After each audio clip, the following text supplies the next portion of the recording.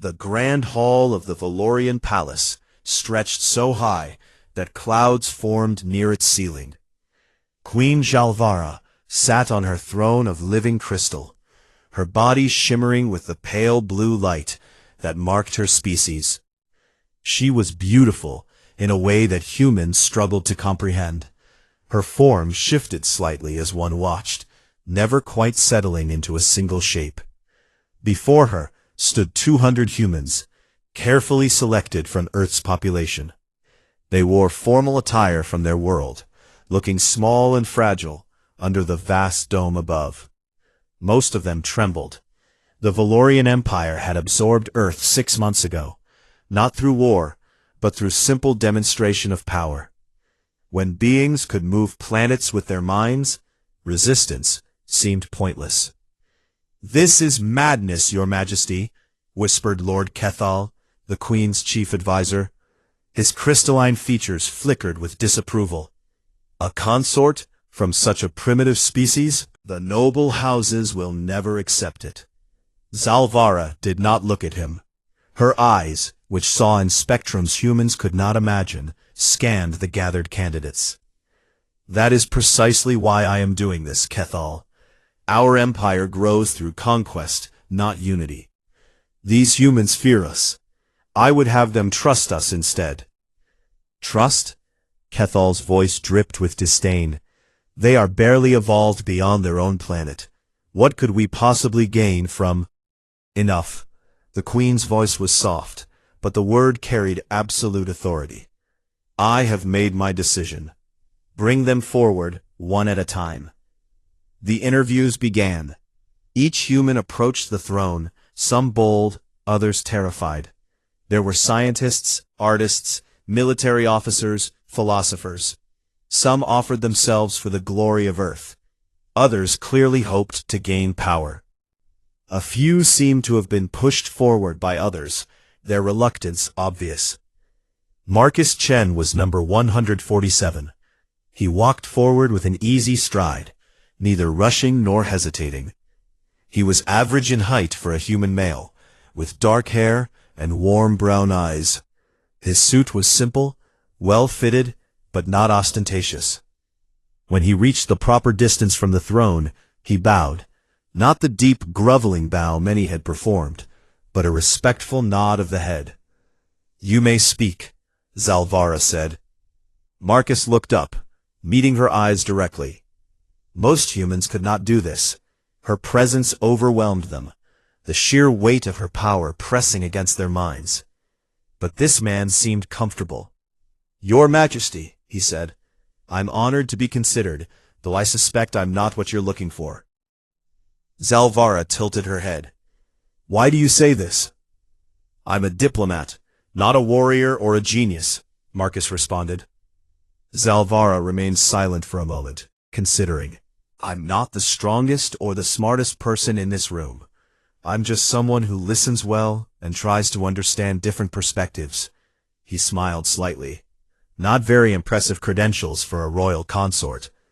And yet you volunteered for the selection." "I did. Because," Marcus said carefully, "I believe understanding between our peoples is important. Whether that understanding comes through marriage or conversation or simply sharing a meal together, all paths toward connection matter." Zalvara leaned forward slightly. Around her, the assembled Valorian nobles stirred. She had not shown this much interest in any previous candidate. "Tell me, Marcus Chen, what do you know of our culture?" "Very little, honestly. Your people value strength and psionic ability. You've built an empire spanning 1,000 worlds. You consider efficiency and power to be the highest virtues." He paused. "But I wonder if that's really all there is. Your art, what little we've been allowed to see, suggests something deeper. A longing, perhaps. A longing for what? I don't know yet. That's what makes it interesting." Over the next hour, Zalvara spoke with Marcus as she had with no other candidate. They discussed philosophy, the nature of power, the responsibilities of leadership. He quoted Earth poets and asked her about Valorian music. He made her laugh, something that shocked her advisors, with a story about a diplomatic dinner gone wrong on Earth. He treated her not as a goddess or a conqueror, but as a person. When their time ended, Marcus bowed again and returned to his place among the other candidates. Zalvara sat in silence for a long moment. "Your Majesty," Kethal said urgently, "surely you are not considering—" "I have made my choice." Zalvara rose from her throne, her form blazing with light.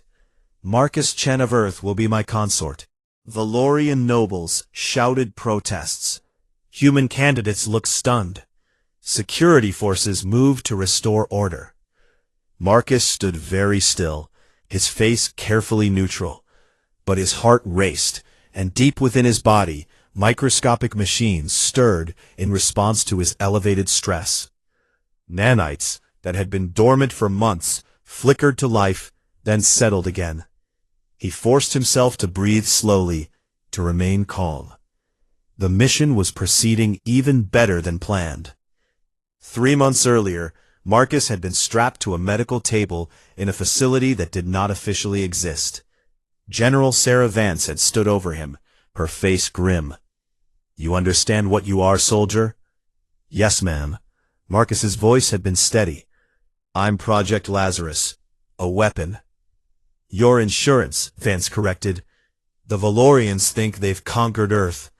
They think we're helpless, but we've put centuries of genetic research, nanotechnology, and cybernetic enhancement into you. You can interface with any technology. Your body can adapt to survive anything. You're stronger and faster than any human has a right to be, and when activated, you're a perfect killing machine." She had leaned closer. "But none of that matters if you can't get close to their leadership. So you're going to be charming, Marcus. You're going to be forgettable. You're going to make them think you're harmless. And if they choose me, then you learn everything.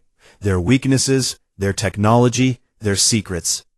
And if the day comes when Earth needs you to act—" She had not finished the sentence. Now standing in the grand hall as the Queen's chosen consort, Marcus allowed himself a small smile. The hardest part was over. He was in. He just had to remember that he was more than what they had made him. As the Valorian guards approached to escort him to his new quarters, Marcus caught Kethal's eyes. The advisor was staring at him with naked suspicion and hatred. Marcus nodded politely, his expression friendly and open. Inside, his tactical systems were already analyzing Kethal as a potential threat. Weak points identified, elimination strategies calculated, probability of success 98%. Marcus pushed the thoughts away with practiced ease. He was Marcus Chen, diplomat, not a weapon. Not yet. Zalvara watched her new consort being led away. Something about him called to her in a way she did not fully understand. He seemed so genuine, so real, in a court full of schemers and politicians. She wondered, briefly, if she had made a terrible mistake. Then she dismissed the thought. She was queen of the Valorian Empire. She had conquered 100 worlds. She could certainly handle one human man. The crystal throne hummed beneath her, resonating with her thoughts. Deep in its structure, security systems that had never failed began to glitch, just for a moment, as Marcus Chen passed nearby. Marcus's new quarters were larger than any home he had ever known. 3 rooms of polished stone that seemed to glow with inner light. Windows that showed not just the city below, but could display any view in the empire. Furniture that adjusted itself to his body. Technology that responded to his thoughts before he finished thinking them. That last part was becoming a problem. He stood at the window, watching the Valorian capital stretch to the horizon. Behind him, the room's environmental controls kept adjusting the temperature up and down, responding to fluctuations in his body's nanite network that he could not quite control. "Stop," he whispered, and the temperature stabilized. His nanites settled. He needed to be more careful.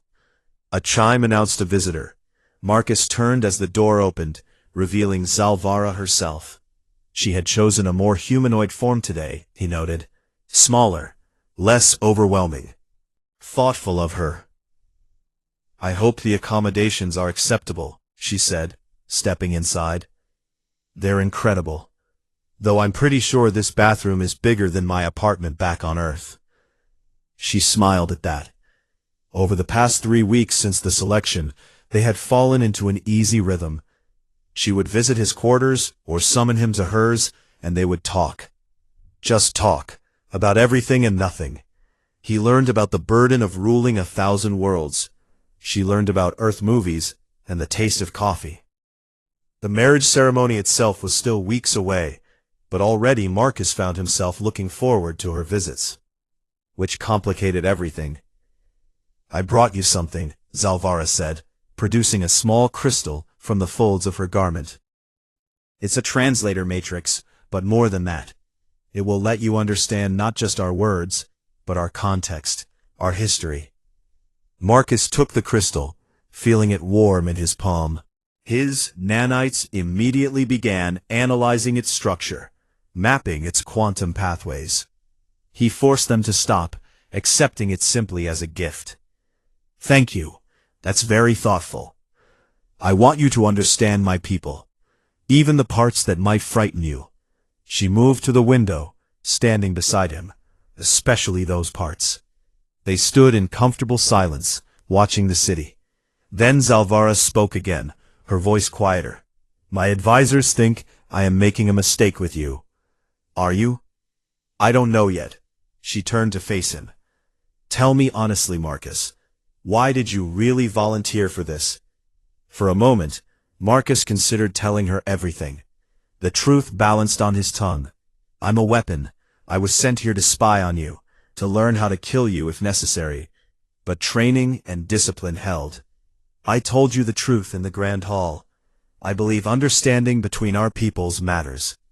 He met her eyes. I've spent my life studying conflict, trying to prevent wars. This seemed like the most direct path to peace. It was not quite a lie. Part of him, the part that was still just Marcus, not Project Lazarus, believed it. And you don't mind being used as a political symbol? Everyone's used for something. At least this way, I'm useful. Zalvara studied him for a long moment. Then she reached out and touched his face, her fingers cool against his skin. You're more than useful, Marcus Chen. You're interesting, and I have not been interested in anyone for a very long time. His heart raced. Warning indicators flashed through his neural network. Elevated emotional response, compromised objectivity, mission parameters at risk. He ignored them all.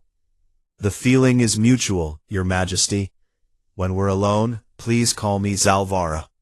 Then you should call me Marcus. She smiled, and for a moment she seemed almost human herself. Vulnerable. Real. Then the window exploded inward. Marcus's combat systems activated instantly. Time seemed to slow as his enhanced perception kicked in. He saw the projectile, a Valorian plasma charge, trajectory calculated automatically. Impact point, Zalvara's chest. Time to impact, 0.3 seconds. He moved. His body blurred into motion, nanites flooding his muscles with strength. He grabbed Zalvara and spun, putting himself between her and the blast. The plasma hit his back, and his skin instantly hardened, microscopic machines forming a reactive armor. The heat that should have vaporized him dispersed across his back in a controlled burn. It hurt, but he had been designed not to care about pain. They hit the floor together, Marcus covering her body with his.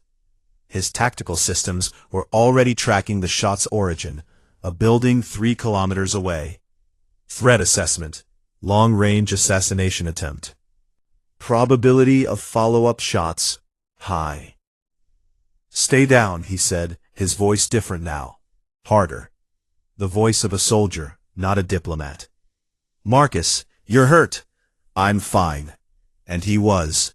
The burn on his back was already healing, nanites repairing damaged tissue at an impossible rate. He would have scars, but only for a few hours. Valorian guards burst into the room, weapons raised. Their captain took in the scene, the shattered window, the scorch marks, Marcus shielding the queen.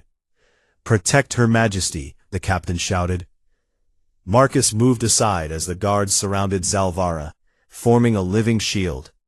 He stood slowly, very aware that several weapons were now pointed at him. His back was to them, but his tactical overlay showed every guard's position, every weapon's charge level. "The shot came from the Kef Tower," Marcus said calmly. "Approximately 3 kilometers northeast. Single shooter. Energy signature consistent with a Valorian plasma rifle. Military grade." The captain stared at him. "How could you possibly know that?" Marcus realized his mistake. A normal human would not have tracked the shot, would not have known the weapon type, would probably still be screaming. "I guessed," he offered weakly. Zalvara was back on her feet, pushing through her guards. "Marcus, you're back. Show me." He had no choice. He removed his shirt, revealing his back to her. The burn was already fading, the skin knitting together in real time. By tomorrow there would be no sign of injury. The room went very quiet. "That's not possible," the guard captain whispered. "That blast should have killed a human instantly." "I heal fast," Marcus said. "Always have. Good genetics." It sounded absurd even to his ears. Zalvara stepped closer, her fingers tracing the rapidly healing skin. He could feel her using her senses, the ones that went beyond sight, analyzing him, discovering things she should not discover. "Marcus," she said softly, dangerously, "what are you?" Before he could answer, another explosion rocked the palace. Alarms began to wail. The guard captain touched his communication device. "Multiple breaches. The palace is under attack." Valorian protocol was clear. In an emergency, the queen would be evacuated immediately. The guards began to move her toward a secure exit. She resisted, her eyes still on Marcus. "What are you?" "Someone trying very hard to keep you alive," Marcus said honestly. Another explosion, closer this time. The guards forced Zalvara toward the door. She went, but her gaze never left him. When they were gone, Marcus stood alone in his ruined quarters. His back was completely healed now. His nanites were in full combat mode, feeding him data about the attack. 6 different entry points. Coordinated assault. Professional. He had trained for this. Project Lazarus had been designed to operate in exactly this kind of chaos. His handlers on Earth would want him to use this opportunity to gather intelligence, to map the palace's defenses, to identify weaknesses. Instead, he thought only of Zalvara's face, the hurt in her eyes, the betrayal beginning to form. "Damn it," he muttered. Then he ran toward the fighting, to protect a woman who was starting to realize he was not what he seemed. The lower levels of the palace had become a war zone. Valorian guards fought against something. Marcus could not identify the attackers at first. They moved too fast, their forms shifting and organic. When his tactical systems finally locked onto one, the analysis was instant. Kethzar swarm warriors. Biological weapons designed for close combat, each one strong enough to tear through steel. They should not have been able to get this deep into the palace. The Valorian Empire's defenses were legendary. This was not a random attack. This was a surgical strike by someone who knew exactly where to hit. Marcus moved through the corridors like a boast. His nanites had mapped the palace layout during his 3 weeks here. Every hidden passage and maintenance tunnel catalogued without his conscious effort. Now, that information served him well. He found the first group of guards pinned down in a ceremonial hall. 6 Valorian soldiers against 3 swarm warriors. The warriors were winning. Valorian energy weapons were designed for long-range combat, less effective at close quarters, where the swarm excelled. Marcus's combat protocols suggested 17 different approaches. Optimal outcome: all guards survive, all swarm warriors neutralized. Probability, 63%. He chose option 4. He moved. His body blurred across the hall, nanites enhancing his speed beyond human limits. The first swarm warrior turned, mandibles spreading, just as Marcus's fist connected with what passed for its skull. The impact should have shattered his hand. Instead, microscopic machines had hardened his bones to titanium strength. The warrior's head crumpled. The second warrior lunged. Marcus's body twisted impossibly, his joints temporarily unlocking from human limitations. He flowed around the attack, his hands finding weak points in the creature's carapace with perfect precision. Pressure point here, nerve cluster there. The warrior collapsed, its nervous system overloaded. The third warrior was smarter. It backed away, calling for reinforcements with a chittering cry. Marcus's hand reshaped, nanites flowing, forming. His fingers merged into a blade of hardened bone and carbon nanofibers. He crossed the distance in a heartbeat and struck. The warrior fell silent. He stood over the bodies, breathing hard. His hand slowly returned to normal. When he looked up, 6 Valorian guards were staring at him with expressions of absolute horror. "The Queen," Marcus said. "Where did they take her?" The guard's captain found his voice. The deep vaults, the most secure location in the palace." "Show me." "You, what are you?" Marcus wiped black blood from his reformed hand. "I'm someone who really doesn't want the Queen to die. Now show me, or get out of my way." The captain's training won over his shock. "Follow me." They ran through the palace, encountering more swarm warriors along the way. Each time, Marcus fought with brutal efficiency. His body adapted to each encounter, learning. His skin hardened in some places, became flexible in others. His reactions got faster. The weapon humanity had built was fully online now, operating at peak performance. He was magnificent and terrifying in equal measure. They reached the deep vaults to find the massive doors had been breached. "Impossible," the guard said. "Those doors could withstand a nuclear blast." Marcus's tactical systems analyzed the damage. The doors had been opened from the inside, someone with access codes, a traitor. Beyond the doors, a massive chamber stretched into darkness, and in that darkness, Marcus's enhanced hearing caught sounds of combat. Zalvara was fighting. He ran into the dark without hesitation. The vault's emergency lighting cast everything in red shadow. Marcus found her at the chamber's heart, surrounded by swarm warriors. She was holding them back with pure psionic force, waves of energy that crumpled the warriors like paper. But there were so many, and she was tiring. A warrior broke through her defenses, its blade arms raised to strike. Marcus covered 20 meters in under a second. He hit the warrior with enough force to send it flying into a wall. Then he was beside Zalvara, positioning himself between her and the swarm. "Marcus," her voice was exhausted, disbelieving. "You should have evacuated." "Not really my style." 10 warriors circled them. His combat systems calculated odds. Survival probability 12%. Victory probability 3%. Acceptable. His body changed, really changed this time. No more pretending to be human. His skin flowed like liquid metal, forming armor plates. His spine extended, creating balance for impossible movements. His eyes shifted spectrum, seeing in infrared and ultraviolet simultaneously. His hands became weapons, blades, hammers, whatever the moment required. He became what Earth's military-industrial complex had spent $1 trillion creating. He became Project Lazarus. The slaughter lasted 90 seconds. When it ended, Marcus stood in a circle of bodies, his chest heaving. Black blood covered him. Slowly, very slowly, his body began reverting to human form. The process hurt. It always did. He turned to face Zalvara. She stood perfectly still, her eyes wide. She had seen everything, seen what he really was. I can explain, Marcus said.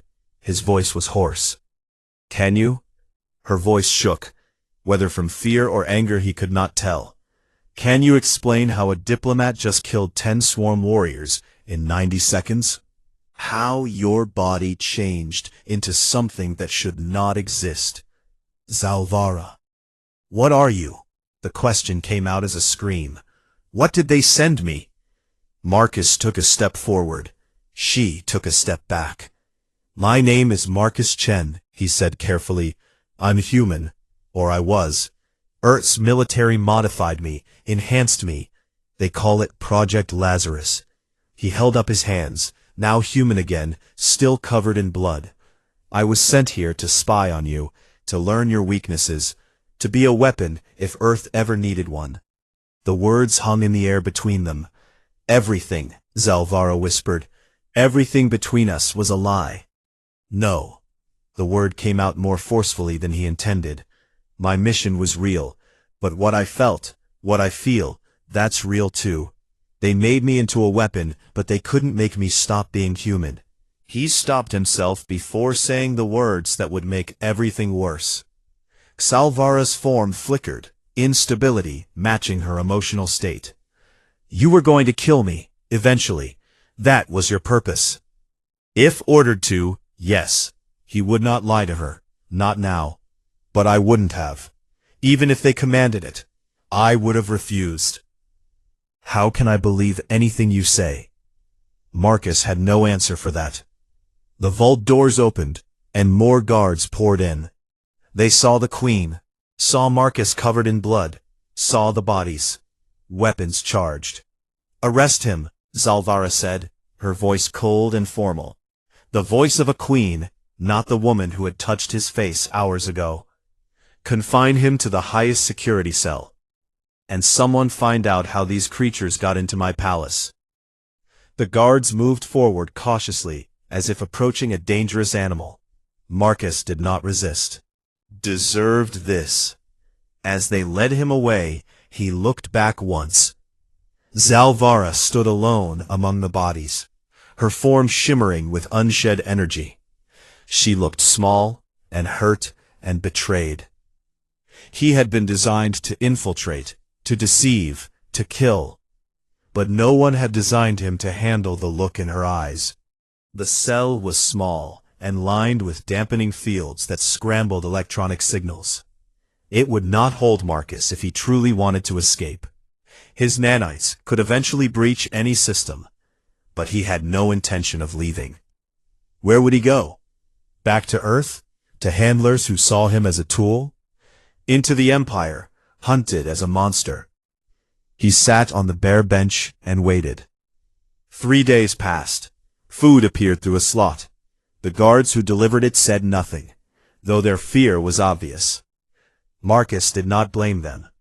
He had reviewed his own combat footage through his neural network. He looked inhuman when fully activated. Terrifying. On the 4th day, the cell door opened, not guards this time. Zalvara herself. She stood in the doorway, her form more solid than he had ever seen it. Defensive. Armored, even without visible armor. Tell me everything, she said. No lies this time. I will know if you lie. About Earth's panic when the Valorian ships arrived.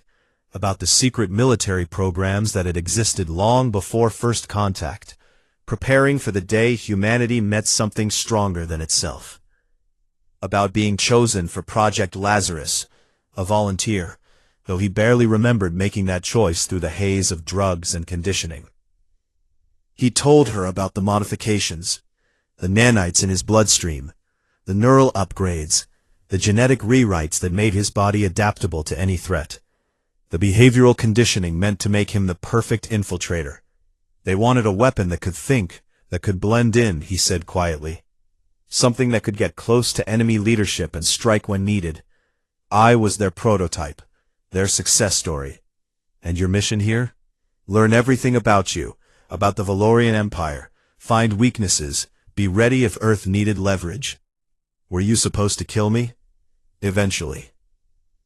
If ordered. He met her eyes.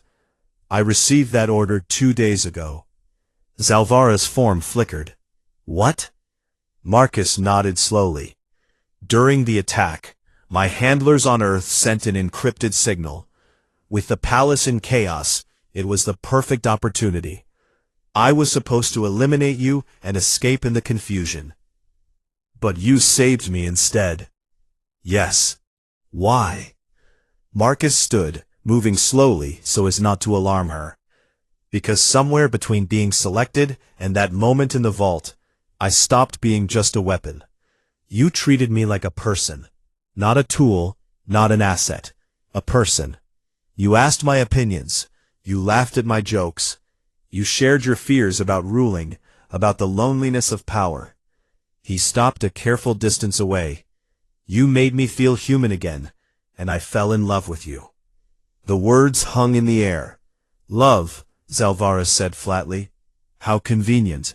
The spy falls for his target. Should I believe that? It sounds like something I would say to manipulate you. Marcus smiled bitterly. But it's true anyway. I've been trying to figure out when it happened. Maybe when you brought me that translator crystal. Maybe before. Maybe the moment you chose me in the Grand Hall. He shook his head. I don't know. I just know that when I saw you fighting in that vault, my only thought was keeping you safe. Not the mission. Not Earth. You. Zalvara was silent for a long moment. Then she said, I've been investigating. Both the attack and you. Find anything interesting? More than I expected. She moved into the cell fully, the door closing behind her. The swarm attack was coordinated with help from inside my palace. 3 of my advisors were involved, including Lord Kethal. Marcus was not surprised. He never approved of me. It goes deeper than disapproval. I found communications between Kethal and certain elements within Earth's government. Your shadow government, the ones who created you. Now Marcus was surprised. What? They were working together, Zalvara continued. The plan was elegant, really. I would choose a human consort. They ensured you were irresistible to me. Did you know that? Psychological profiles, pheromone matching, engineered compatibility. You were designed specifically for me. Marcus felt sick.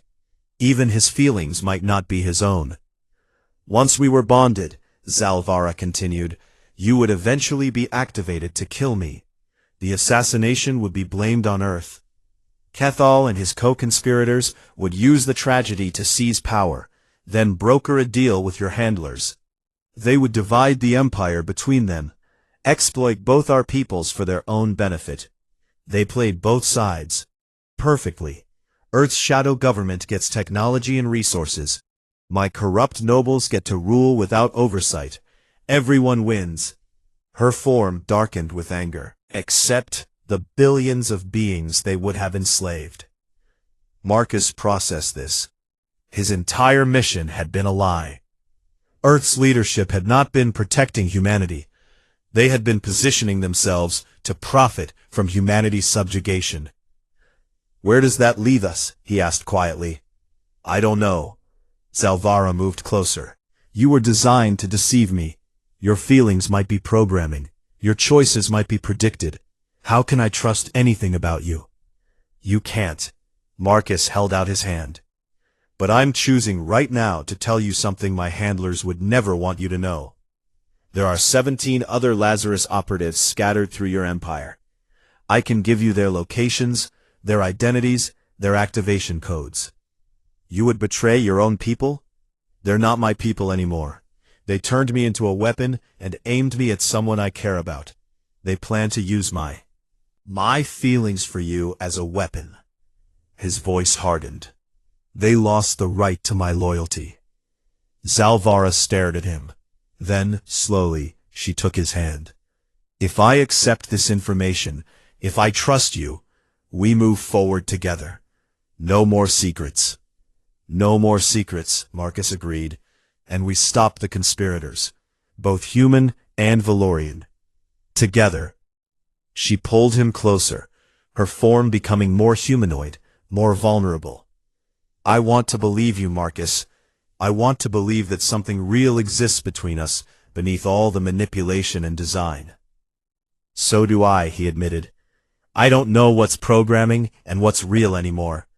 But I know I would rather die than see you hurt. That might be code too. Maybe, but it's my code now, not theirs. Zalvara studied his face for a long moment. Then she made her decision. We have 3 days until my council meets to discuss the security crisis. They'll use it as an excuse to limit my power, to take control. Kethal has been very busy during your imprisonment. Then we have 3 days to gather evidence and expose them. Can you do that? Access their communications without being detected? Marcus's nanites were already interfacing with the cell's systems, mapping the palace network. I can do things they can't imagine. I'm Project Lazarus. I'm what happens when a species gets desperate enough to throw away their ethics. Then show me, Zalvara said. Show me what you really are. All of it. And together we'll show them what happens when a weapon chooses its own target. For the first time in days, Marcus smiled. It was not a kind smile. Yes, Your Majesty. They had 3 days to save 2 worlds from their own leaders. And Marcus Chen, the living weapon who fell in love, intended to make every second count. The council chamber was the most secure room in the palace. Walls of solid neutronium, shields that could withstand a supernova, guards at every entrance. Only the highest nobles of the Valorian Empire were permitted entry, which was why no one expected to find Marcus Chen already inside when they arrived. He sat in the queen's chair, his feet propped on the ancient table, eating an apple he had brought from Earth's tribute shipments. His posture was relaxed, almost insolent, but his eyes tracked every noble who entered, calculating, assessing. Lord Kethal was the first to react. How did you? This is impossible. The security systems are very sophisticated, Marcus agreed, but they're also computers, and I'm very good with computers. He took another bite of his apple. Please, everyone sit. We have so much to discuss. Guards, Kethal shouted. Seize him. The guards at the door did not move, could not move. Marcus had spent the previous 3 days mapping every system in the palace, including the neural interfaces that connected the guards to their command structure. Right now, those guards were receiving signals that told them everything was normal, nothing to see here. They can't hear you, Marcus said pleasantly. Well, they can hear you. They just can't process that you're in danger. Neural override. It's very subtle. He smiled. Sit down, Kethal. You're going to want to sit down for this. Zalvara entered the chamber last, flanked by her personal guard, the only soldiers not connected to the palace network. She had chosen them carefully over the past 3 days, warriors whose loyalty was absolute. Thank you all for coming, she said, moving to stand beside Marcus. Together they presented a united front. I know some of you are confused, others less so. The nobles settled into their seats, exchanging worried glances. There were 15 of them, the highest council of the empire. 8, Marcus knew from his investigation, were complicit in the conspiracy. 7 were innocent. We have evidence, Zalvara continued, of a plot against my rule, a conspiracy involving members of this council and certain elements of Earth's leadership. This is ridiculous, said Lady Vexana, one of the conspirators. You would believe this creature over us, we who have served the Empire for centuries? Marcus waved his hand. The chamber's holographic displays activated, showing communication logs, financial transfers, meeting records. Every piece of evidence he had gathered, laid bare for all to see. The creature is very thorough, he said mildly. The innocent nobles stared in horror as the scope of the conspiracy unfolded. The guilty ones began calculating escape routes. It's fabricated, Kethal said desperately. He's a spy, an infiltrator. Of course he would create false evidence. Then explain this. Zalvara gestured, and a new recording played. Kethal's own voice, speaking with a human contact, discussing payment schedules, activation protocols for Project Lazarus, the timeline for the assassination. Kethel lunged for the door.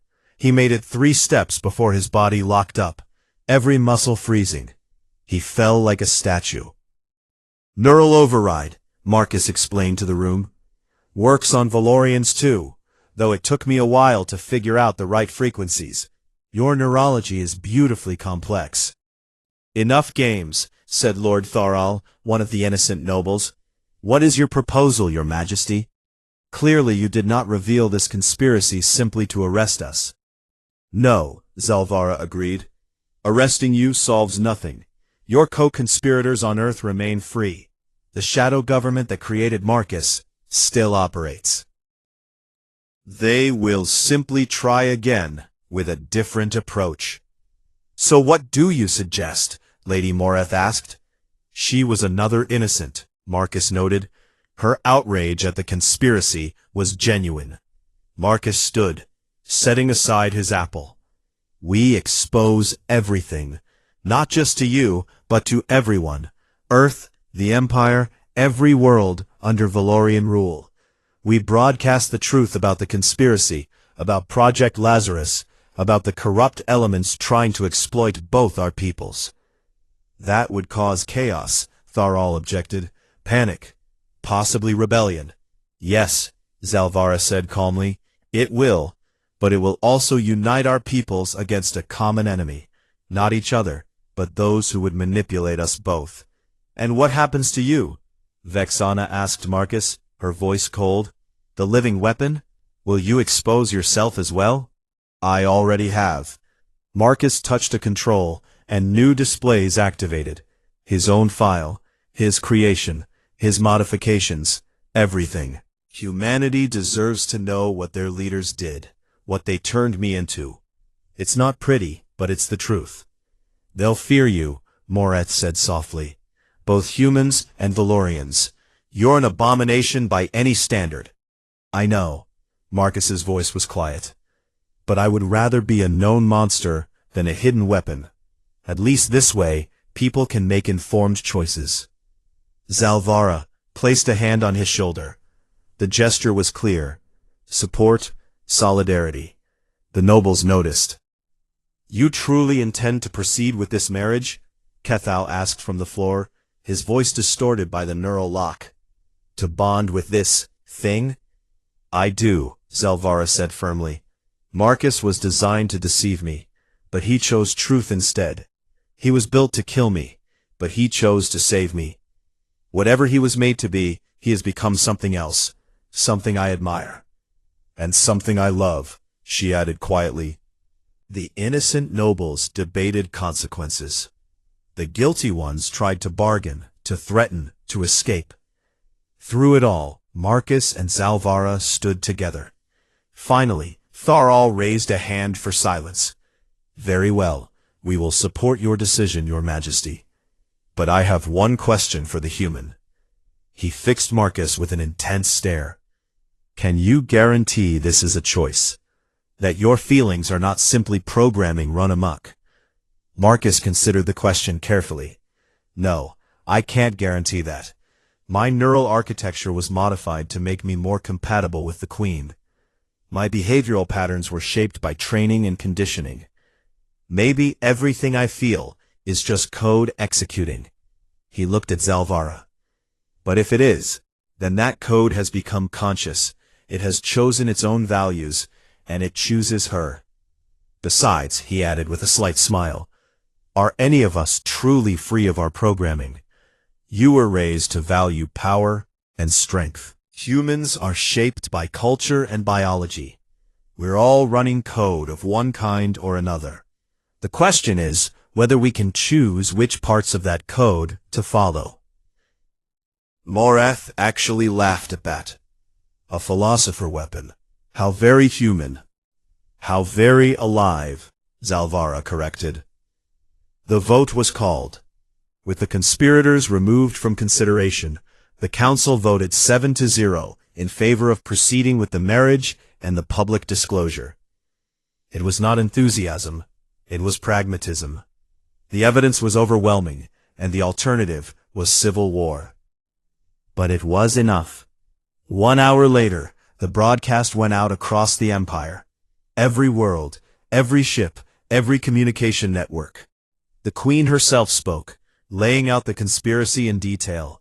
The human shadow government's manipulation, the corrupt nobles' treachery, and Project Lazarus. Marcus stood beside her as she spoke, letting the cameras show him in full. No hiding, no deception. When she finished, he added his own testimony. My name is Marcus Chen. I was a human diplomat before I became a weapon.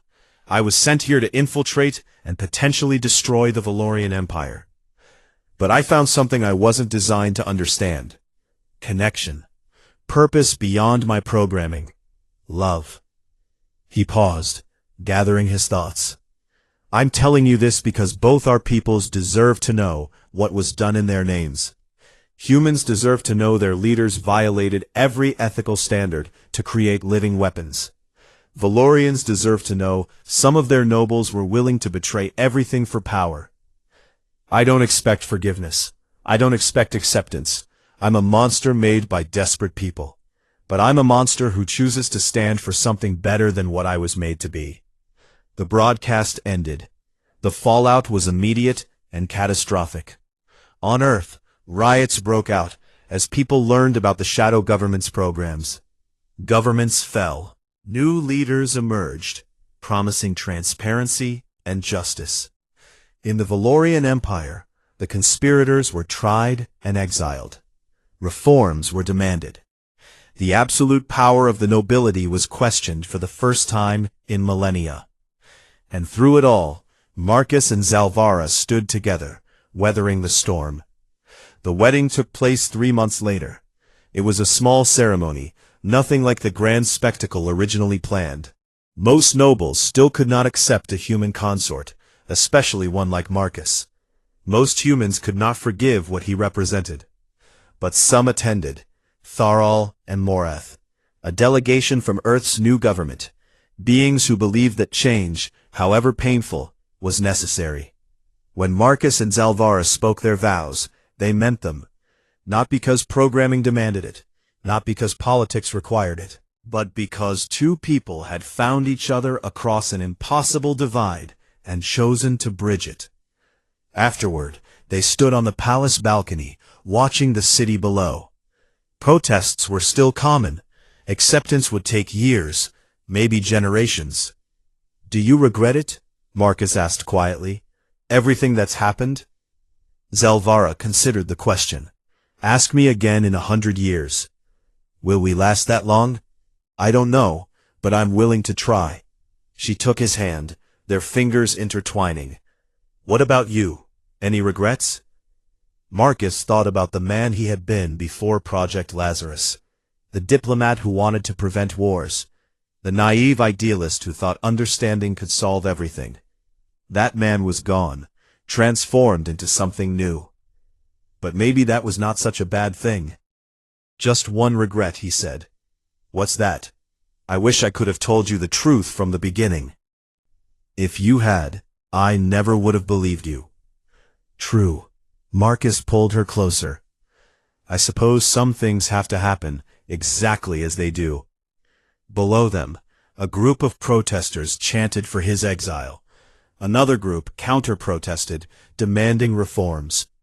The galaxy was changing, messily and painfully, but changing nonetheless.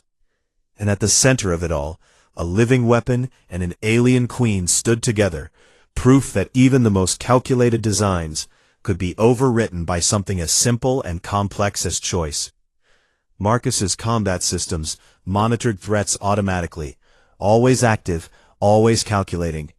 But he had learned to ignore them when he was with her, to just be present, to be, as much as he could manage, simply Marcus. It was not perfect. He would never be fully human again, and Zalvara would always carry the weight of empire. They would face challenges that would test them beyond their limits. But they would face them together. And that, Marcus decided, was enough. The sun set on the Valorian capital. painting the sky in colors Earth had never known. Marcus watched it, with eyes that saw in spectrums humans were never meant to perceive. His hand warm in Zalvara's crystalline grasp. He was a weapon. He was a man. He was, impossibly, in love. And for the first time since his transformation, he was exactly where he chose to be.